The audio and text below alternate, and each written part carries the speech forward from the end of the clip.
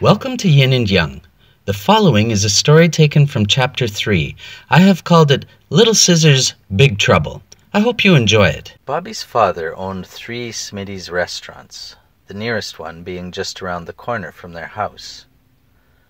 On the days he worked there, Bobby's father left the car in the driveway. But his father wasn't too careful about the deposit bags and would often leave them in the front seat of the car. It was quite normal for Bobby to play in the car, and before long Bobby ventured out and saw the bank bags sitting in the front seat.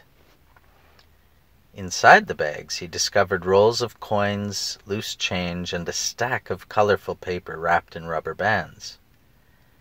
He didn't understand money yet, and to him it was just shiny bits of metal and dirty printed paper. It wasn't long ago that Bobby had gotten into trouble for using scissors to cut huge slashes across the cushions of the couch.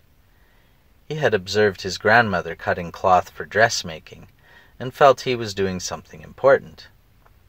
His mother disabused him of this idea, however, speaking harshly with him about his need to behave. He should only use scissors for cutting paper.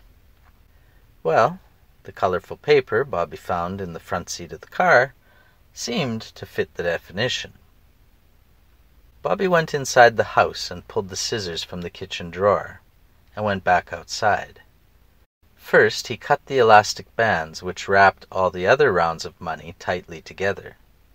They were quite tough, but as soon as he broke through the thick ones, several bunches of money fell to the floor, but also several loose bills fluttered out as well. Bobby picked up the loose bills and ran into the house. At the kitchen table he started cutting. He cut 20s and 50s, 10s and 5s. He cut lots of money and enjoyed it very much. He was fascinated with the power of scissors to transform the paper. Slowly the thought crept up on him that maybe he shouldn't be doing this. Usually when he was having a lot of fun by himself, like when he skated in the kitchen, or when he cut the cushions, or when he made the big fire out back, somehow this led to trouble. Thinking better of his actions, Bobby started to clean up after himself. He put the scissors back in the drawer and gathered all the colorful paper, throwing it in the garbage. For good measure, Bobby put a few tissues over the top of the colorful paper so it wouldn't be seen, and ran out to the car, making sure to put all the coins and bills back in the money bag. Satisfied, Bobby thought he did a good job, forgot about it, and went on with his day. Later in the afternoon, when Bobby was eating chocolate chips, his mother lifted the garbage lid to throw something out. "What's this?" she asked out loud, reaching in to pick up a piece of paper.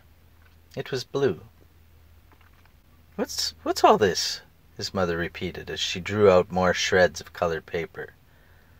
"Bobby, do you have any idea what all this is?" Bobby said, "I cut it." "But what is it?" his mother asked. "It looks like money." "I don't know," Bobby replied. He was speaking truthfully, as he didn't know what money was. "Where did you get this?" his mother asked. "From the car." "The car?" she repeated. "Come, show me." Bobby got down off the kitchen chair, and leaving the chocolate chips on the table, he went down to the landing and across to the side door of the car. He pointed to the bank deposit bag. "There," Bobby pointed. "Bobby, that's money," his mother said. "You can't cut that." They came back into the house, and his mother took out all the shreds of money, trying to figure out if she could put it back together or not. Some of the bills had been cut in half and could be fitted together again. Other bills were cut into such tiny pieces that it was hopeless to restore them. Bobby went back to his chocolate chips, but what he was going to learn would change the summer for him, as his mother tried to explain money. Bobby's mother gathered some money and laid it out in front of Bobby on the kitchen table. As she did so, she began to explain how money worked. "Bobby, look at this. You see this kind of paper is special. You can't cut it. Do you know what you can do with this paper?" "What?" Bobby asked. "Well, For example, if you take just a few of these metal coins here," she showed him a dime and a quarter, "you could buy all sorts of candies. All you have to do is take the coins to the store down the street, and if you give these coins, you can take the candy. But if you take even this one paper here, you can buy so many candies that you can't even carry it all. And each of these papers are worth so much more. But if you cut the papers, then you can't buy anything with them. Do you understand?" Yes, Bobby understood. If he took the little coins to the store down the street, he could give the coins to the store owner and take the candy. So the next day, that's what he did. He went into the front seat of his father's car and grabbed 2 coins, and then walked to the store. Whenever his father left the car in the driveway, Bobby would look for the money bag. Some days Bobby bought licorice strings, other days he bought sponge toffee. One day Bobby made 2 trips. The first trip he had pixie sticks. Then he thought he could use the pixie stick as a straw and returned to the store to buy grape Fanta.